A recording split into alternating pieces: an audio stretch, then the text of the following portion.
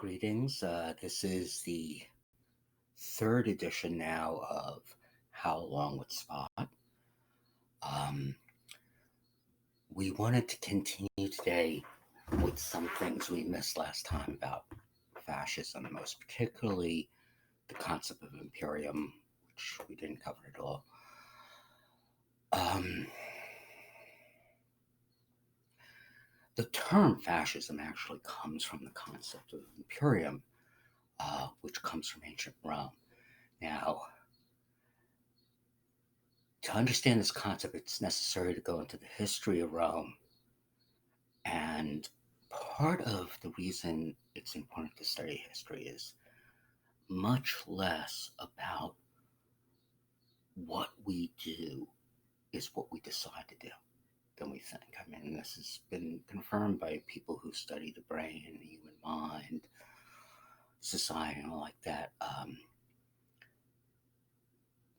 Our thoughts' tendency to govern how we act is minimal compared to how we act tends to govern the way we think. And the concept of praxis, and this is one of the reasons why it's important to study history, because the way our society patterns how we act is often the policies and stuff is rooted in decisions that were made in our past based on what was happening then. And in Rome's past, in their developmental stage, as they were first becoming a city-state, they were plagued by a very unstable world. The entire Mediterranean was bothered by piracy. You had areas developing. When we talk about Western civilization, what we're really talking about is Western expanding civilization. If you go back to Babylon, places like that, they talked about in ancient time, the Euphrates Valley. Um, there was two ways you could go there. You could go east, going through fenlands, uh, swamp areas, lowland, marsh areas that allowed trade, but wasn't something you'd send an army into.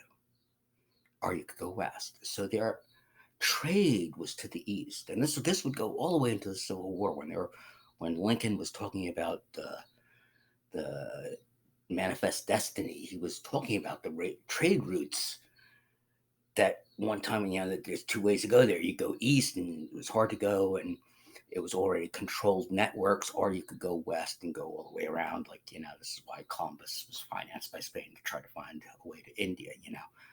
This goes back a long time. But the thing is, the expansion. So, when you had currency developed, and this is also something to do with the evolution.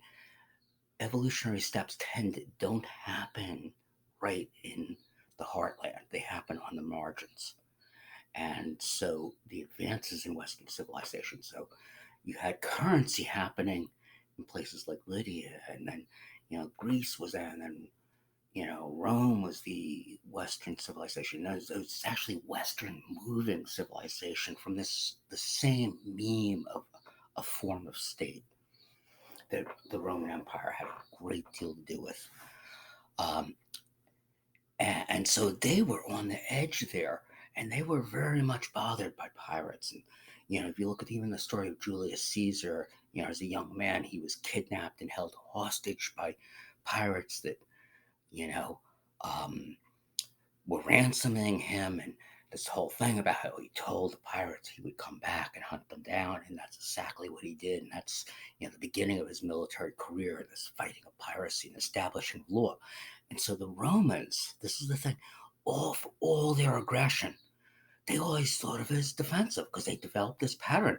If their neighbors were having this thing the instability where chaos and crime and riots and piracy and all this other stuff could happen, they were concerned about it, and they contacted them and expressed concerns and sought reassurance that this was going to be dealt with.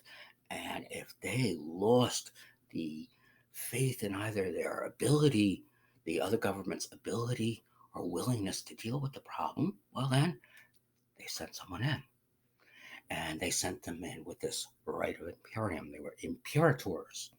Julius Caesar would become an imperator, and this was sanctioned a right to invade and establish order for the sake of Rome under the authority of the Roman Senate. So this was the concept of imperium.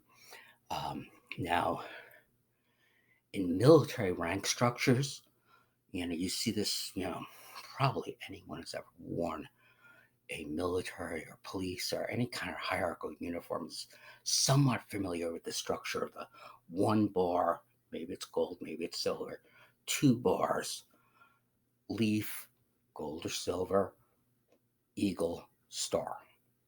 And this is the idea that on a certain level of authority, because a military force is not about killing, it's about controlling land. And so you had enough force that, you needed to stand on a log to view over your men, and you were roughly able to control land based on what you could see from this slightly elevated height. Two logs, climb up into a tree, flying overhead like an eagle, way above like a star. And so it's expansion of how much authority and power you've been invested with to allow you to satisfy your commission to rule, in this case, the Senate or whatever, authorizing that. But the imperators didn't use that, and this is the weird thing. What they use is that they come in back to Rome to come to a meeting or something like to represent their authority. They were preceded by all these guys lugging all the sticks that it would take to reach that store. And so they'd have 30, 40, 50 guys bent over hauling bundles of sticks, and those sticks were the fascisti. This is where the term fascism comes from. It's the right to rule.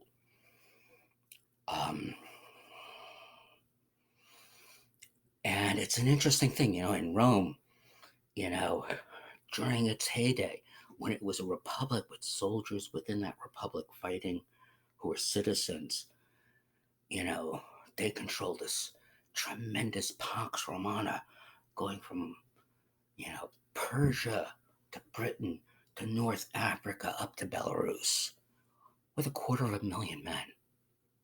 No cops, just 250,000 army. Couldn't control 5 cities, the 5 hottest cities in that area right now. You couldn't control the 5 hottest cities in America right now with that few people because they were efficient. But as they failed, because they had a problem with land reform and so many wars that happened, that they were failing to have the class necessary to provide the citizen soldiers. And they needed to do land reforms. They didn't. And we don't have time here to explain that whole history, but they assassinated the person trying to do that reform, but that didn't solve the problem. That shot the answer to the person. It didn't shut the problem. It didn't shoot the problem. And so what ended up happening is the way they compensated was through a retirement program run by the generals. So the armies associated their careers with the careers of the generals. And eventually that imperium, the right to rule overseas, became the right to rule within. And very quickly, the western half of the Roman Empire, where that was manifest, just melted down because that system didn't work.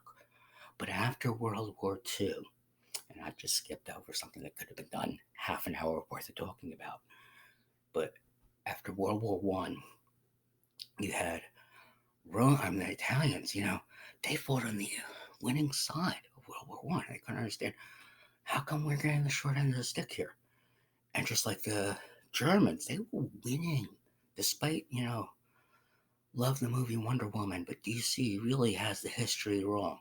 The Germans, in terms of military advantage, they still were fighting under enemy ground when the armistice was signed. They weren't, but the thing is, their country was imploding from within. They had already had a revolution within their borders. And when the Tsar talked about going to raise morale to go with the troops, the generals are like, sir, you go out there with the troops. We're not sure we can protect you. You're not sure you'd be safe. They were facing imminent revolution if they didn't stop the war. So it had nothing to do with losing the war. but for the common socialists, how come we're getting that short end of the stick? And what was happening? Because World War I demonstrated that imperialism and capitalism, in the end, didn't work.